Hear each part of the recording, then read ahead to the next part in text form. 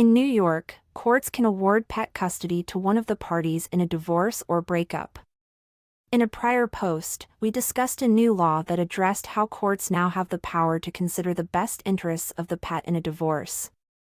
There is no doubt that pet custody disputes can be as contentious as that of a one over children.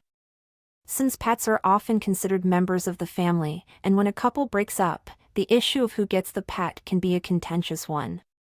In New York, pets were considered property, and the court will treat them as such in a divorce. The statute only addressed divorce. But, what happens if the parties are not married? Since the statute does not apply, a court could treat the pets like property. This would mean that pets could be awarded to one of the parties, much like other assets such as cars or furniture. Recently, a judge was faced with a breakup and not a divorce. This judge applied the newly evolving common laws and looked to this new statute for guidance. The judge concluded that the pet cannot be treated solely like a piece of furniture, but rather the pet, and that pet's relationship to the parties must be taken into consideration. In a divorce, the pet custody cases are decided in the Supreme Court. There, the pet custody issues are decided in the overall divorce action.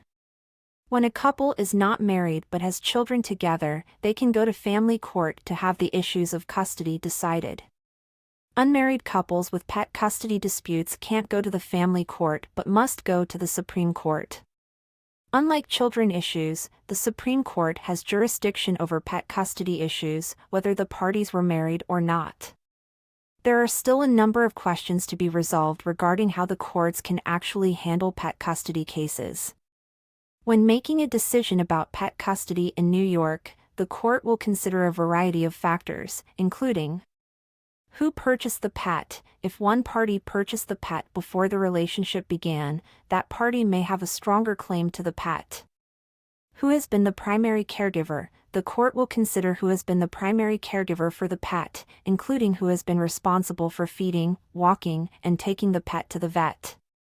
The pet's well-being. The court will consider what is in the best interests of the pet, including which party has the resources and ability to care for the pet. The best interest of all parties considered. Who gets to keep the pet after a breakup? If you are going through a breakup and want to get custody of your pet, there are a few things you can do. Again, understand that pet custody in New York is an evolving area of law. First, try to work out an agreement with your ex-partner outside of court.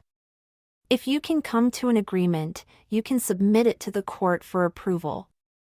It is always better to work out your life than have a stranger in black robes do it for you.